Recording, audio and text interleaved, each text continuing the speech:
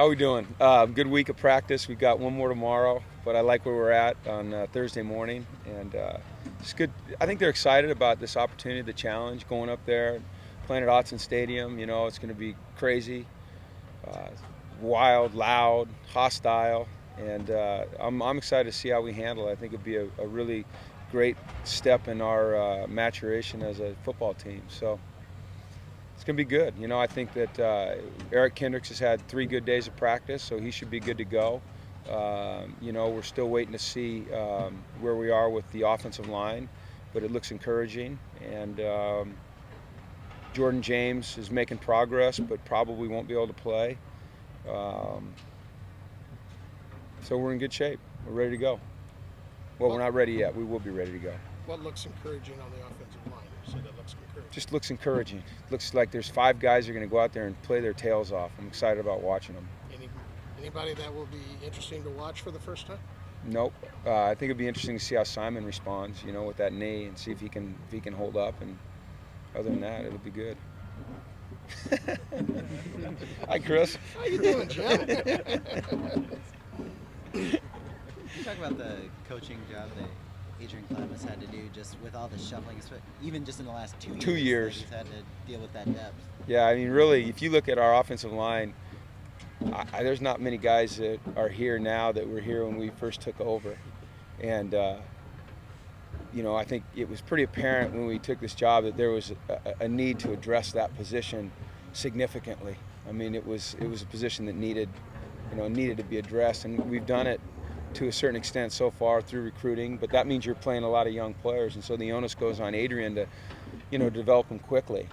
And, you know, that's a group that always has to play with a lot of continuity.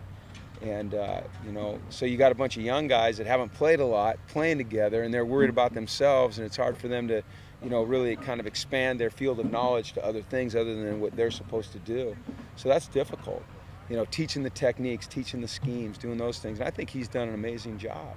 I mean, an amazing job, not only with his recruiting, but with his coaching and patching things together and keeping them confident and teaching them the things they need to do and being demanding of them, but loving them up. The thing about Adrian, you guys are out here a lot, you'll see him, I mean, he'll get into them on the practice field. But a half hour later, they're all sitting up eating lunch in his office, watching tape together, you know, and laughing, and he's just got a unique relationship with these guys. He's a unique guy. Do you think his coaching style has kind of lent itself to coaching a group that needed, you know, that demanding kind Yeah, of? I do. I really think you're right on that. Because he's hard on him out here. And, you know, he doesn't let him slide, and he gets after him, like I said, and expects a lot of him. But at the same time, he's been an offensive lineman at the highest level. He's won 3 Super Bowl rings. So he really understands the position, not only from a technical standpoint, but from the psyche of an offensive lineman. And he's able to convey that to those guys. And I really know that they respect him and trust him and appreciate him. That's one spot that has to be right, too, the line. I mean, you can hide some things on a team, but not that spot. I think it's the 2 areas of your team that are really difficult to hide are your offensive line and your secondary. You think about it, you're protecting 2 pretty darn valuable commodities. You know, on one side it's the quarterback, or at least your ability to move the ball effectively. On the other side, it's the end zone, you know, with the secondary. And so much of those 2 positions is continuity, and it's cohesiveness, and it's communication, and having a feel for each other, you know, how they move in space. And so when you have a lot of change like we've had, it makes it difficult, and it puts a huge burden on the players, and it puts a huge burden on Coach Klemm, and it makes it a little more difficult for Noel to call plays. You know, people, you know, will always complain about play calling when you're not successful on offense, but when you're always having to factor in, you know, what's happening up front and who you're trying to protect and how to protect them, it makes it that much more difficult. How's Jake doing with his snaps this week? Good this week. Yeah, in practice, he's been really good.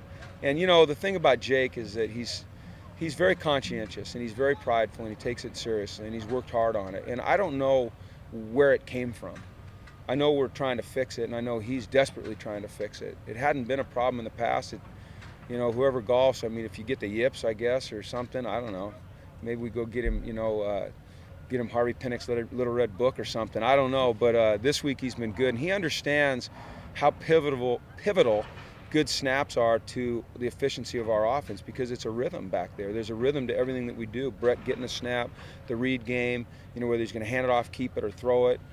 Him being able to keep his eyes up the field and read the defense. So Jake understands all those things, and he's taking it very seriously. He's not ducking from it. He's not hiding. He's not blaming things. He's accepting responsibility. I think he'll be a lot better. So it's not like the grip on the ball. It's just been a mental thing over the last few years. I think so. Yeah, I mean, he hasn't changed his grip. He hasn't changed his stance. He hasn't changed gloves. He hasn't changed his stroke that we can see. I think it's more just for any of us that have, played golf or been in a little slump shooting free throws or something. I think it's that, and I just feel confident that Jake's the kind of kid that can work his way out of it with our help, which we've been giving him. What do you think is the hardest position to play as a true freshman? Offensive line, without a doubt, because so many things happen so quickly, and you've got big guys right across from you breathing down on you that are trying to, get to your quarterback or disrupt your play, and things change quickly. Right before the snap, a guy can go from one shade to another, or they can go from a four-man look to a three-man look, or jump into a bear look, and it changes everything that you have to be able to process, and you better be able to process it quickly. So I think that's really hard. And so then when you add two freshmen standing next to each other, it makes it even more difficult. But here's the positives, okay? Here's the positives, is this offensive line is getting better every day and has the potential to be great at some point. And it's because of the types of players they are. They're big, physical, strong, athletic guys who really give a darn about being good, and they're very well coached. And it's exciting for me to see the progress that's being made. At the same time, it's frustrating because, you don't want to see those mistakes.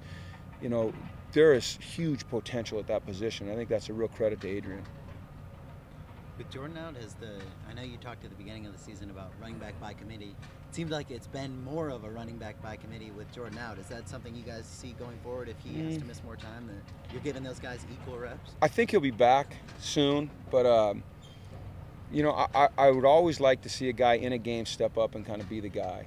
The last 2 weeks we've struggled running the football, and for two different reasons. Against Cal we played before the last game. They just had everybody up there, and it was going to be hard for anyone to run the football, so we threw it. Last week, we played a big physical defense, and we didn't play very well, and they stuffed us and made it difficult on us. But if you could find someone that was really playing well and having success, and you want to ride that guy, but you've got to be able to give him breathers. As fast as we go on offense, you're going to have to rotate guys through. You're just going to have to. No one can take 90 snaps a game. Not at that position. It's just too difficult. So if we can find a guy in a game that's really doing it, then we want to ride him. But if not, you spread it out a little bit. Is this especially important week to establish a run just because you want to keep the clock moving, you want to hold on to the ball a little bit? We want to score points. I think that I talked about this yesterday on a conference call with the guys that are doing the game is our offense operates best when we're going fast. And so that's what we're going to go do. We're going to go play our game. We're not going to try to, slow the game down and run it every play and snap it at 1 second to keep Oregon off the field, because that's not what we do well, Now, if you can run the ball, it doesn't matter who you're playing. If you can get the run going, that's a huge advantage, whether you're playing Oregon or anybody else. So it's always an emphasis for us to get it going. Good? Thanks, guys. All right, thank you, everybody.